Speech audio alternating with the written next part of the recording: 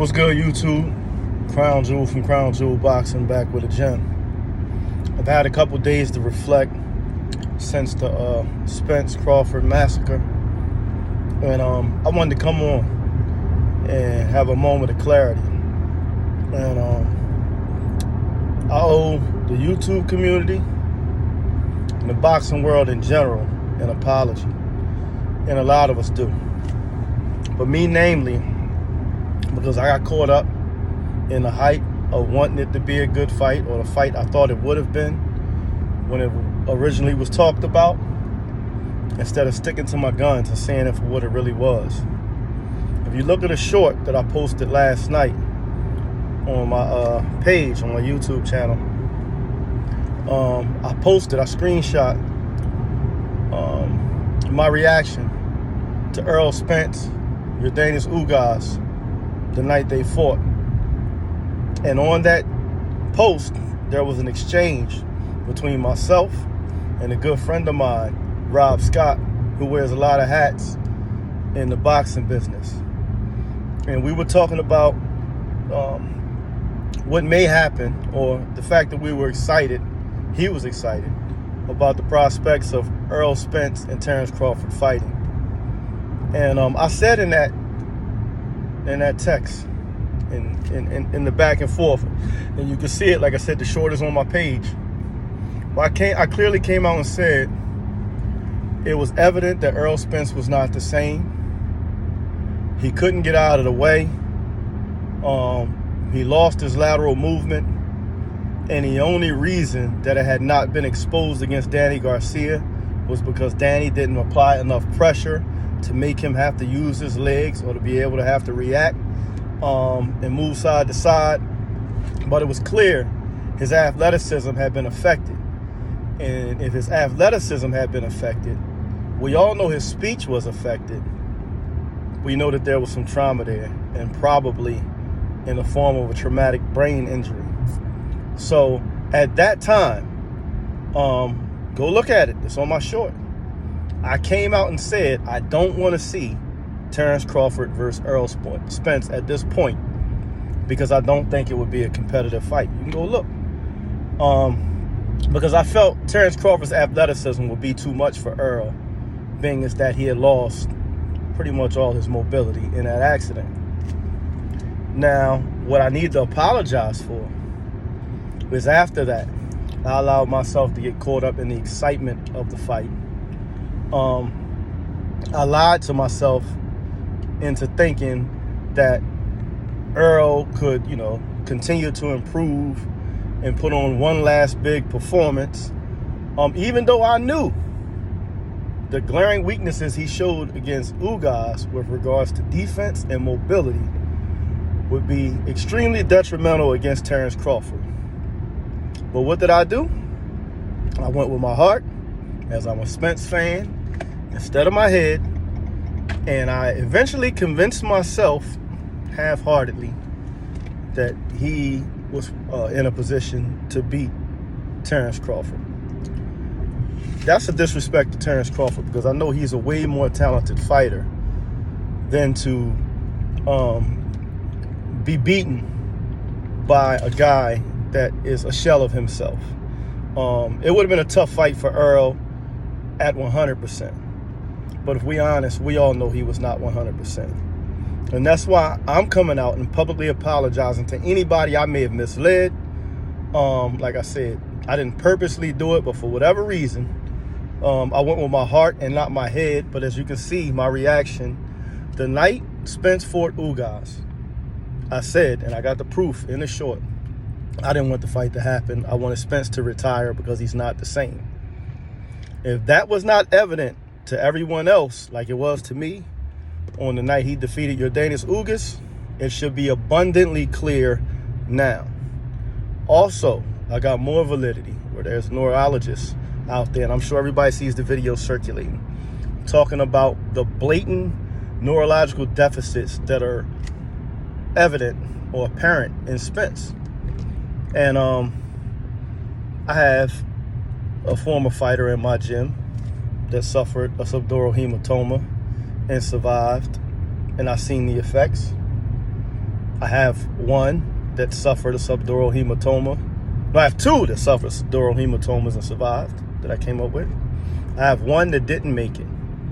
So those two examples, I can agree with everything that doctor said. Glassy-eyed, the lack of balance, the lack of being able to stay on task. Like, those things are long-term effects that you see. Not to mention the speech. I allowed myself to think maybe it's his dental work with the speech, when I knew damn well it was the speech of, I don't want to say a punch drunk, but it was the speech of someone who had sustained a traumatic brain injury, and it was evident. So, again, heartfelt apologies to anyone that took my word for how I was talking about the fight prior to the fight. I knew better. My breakdown should have been better. And but I think not just me needs to do some self-evaluating. I think the people around Spence need to as well. And I don't want to make baseless accusations, but just based on my educated opinion of some of the various things I've seen in boxing. Like I said, I've been very close to a couple traumatic brain injuries, namely subdural hematomas. There's no way you can convince me that Spence's skills, as deteriorated as they looked on last Saturday night, that there were no signs in training camp. It's impossible. It's impossible to think that man was the same. The people around him had to have known. It's no way he's been training all this time and nobody saw that his legs are completely shot. Nobody saw that his reflexes are shot. Nobody saw that he has absolutely no lateral movement, no capability of getting out of the way. I refuse to believe that happened. Either he sparred some very, very weak sparring partners, or his deficits were apparent the whole time. Because there's no way he was looking how he should have been looking in camp. And we got what we got Saturday night. And I really hate to do this because I feel like I'm tearing down Terence Crawford's biggest victory. But in reality, Terence Crawford knows, his people know, and anybody close to that event know that was not a prime Errol Spence in that fight Saturday night. And the reality is, I knew going in, and I should have been more real with myself and everybody else, that we were never going to see a prime Errol Spence again. The rematch, we all know, there's no need for the rematch. It wasn't a competitive fight. He shows nothing physically or psychologically that I see would be a factor in changing the outcome of the second fight. I believe he was in grave danger in the first fight. I believe it should have been stopped a lot earlier. I, like a lot of other people, was completely taken back when the doctor got in the ring and evaluated him prior to him really being hurt. That leads me to believe, like in that neurological video, they knew something was wrong going in. Because at what point does the doctor step into the ring to evaluate a fighter, number one? Number two, before he's even been knocked down and sustained any real damage that early in the fight. So they were looking for something. They were on edge. Not to mention the plastic surgery. Oh man, the plastic surgery. The plastic surgery on his face fell apart early in the fight. You can see his face just starting to look deformed. And it wasn't a natural reaction that I'm used to seeing when guys start getting busted up from being hit. It almost looked freakish, Halloweenish. And I said it right away watching the fight, like, that plastic surgery's falling apart. There's a shot going around on the web of him getting hit with a straight left hand, and his face, for lack of a better way to say it, please forgive me, it looks like the face of a corpse. It looked like there was no life in his face. After the fight, his ears looked disfigured, his head, the color of his face was not a natural color. You can just see, like, that man belongs nowhere near a boxing ring. And I hate to say it, but I hope he hasn't suffered even more irreparable damage in that fight that's going to affect his quality of life from here on out.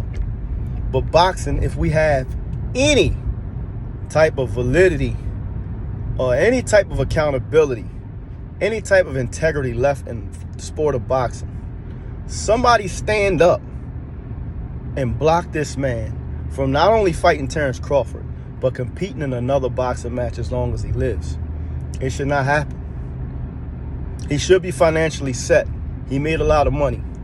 I feel extremely bad for him because he's a fighter like some others that basically lost his career at its absolute peak in his prime. But it's a blessing to him that, unlike Salvador Sanchez, he didn't lose his life. So, unfortunately, Errol Spence made a decision that was very detrimental to his career and driving drunk, and unfortunately was ejected from a vehicle at a high rate of speed. He was blessed to survive. I'm happy he survived. He was even more blessed to be able to come back and be put in 2 7-figure, maybe 8-figure, I don't know, fights that he was able to win and put him in a position to further secure his future. And a third fight that although I still maintain he shouldn't have been in, he was in, made quite a bit of more money, and should help secure his financial legacy for himself, his kids, and maybe even his grandkids. So that's one part of solace he can seek. But as far as the glory of boxing, I hate to say it, the door closes on all of us at some point. And any chance of Errol Spence being a factor in the professional boxing world at this point is null and void. It's over. It's over. And it's not because he was exposed, or maybe he was exposed, but he wasn't exposed for having a lack of talent. He was exposed for not being in good health, not being healthy enough to compete in a boxing match. And again, I wish I would have stuck to my guns, because I said that on the night he fought Udenis Ugas. I said he was finished. I said he was a shell of himself. I said he had shortcomings that Terence Crawford's athleticism would expose, and that's what happened. So I don't want people running around. I heard a lot of people, Errol Spence got exposed like he never was the fighter they said he was. I don't agree with that. He was every bit of the fighter they were saying he was prior to the accident. But just like Roy Jones said, unfortunately, and like I said, I knew this before. I keep going back to my post, my exchange with Brother Rob Scott. I knew you don't come back the same from stuff like that. Nobody does. You're lucky to come back at all. And I'm talking about in life, not in boxing. And if you have any type of neurological deficits, traumatic brain injuries, I don't care how long time has passed, boxing should not be an option. It's just too dangerous, too many variables, too much can go wrong, too risk, and there's not enough reward in the world for your life when your life is in imminent danger. So again, I'm sorry to y'all. We all owe the boxing public, and boxing owes Earl the Truth Spence an apology. Because as fighters, and I didn't fight on that level, but I'm a former fighter, we all, when our skills start to erode, we all lie to ourselves. As men, probably, we all lie to ourselves. It's one of the toughest things to accept, is that you can't do what you once could. And God bless you, brother Errol Spence, but the reality is you cannot box the way you once could. And I'm betting a whole lot of other activities in life. You're not the same man you once were, but at this point you still have your health. Hopefully you still have some great years to enjoy a good quality of life, because when you have those type of injuries, you never know how your body's going to react moving forward, how your brain is going to react moving forward. But I wish that brother the best. I'm still a huge Errol Spence fan. You've had a tremendous career. In my opinion, first ballot Hall of Famer, but I don't want to see you anywhere near a boxing ring anymore in this life. That's all I got for y'all today. Until next time, keep your hands up, your chin down, your ass off the floor. Peace.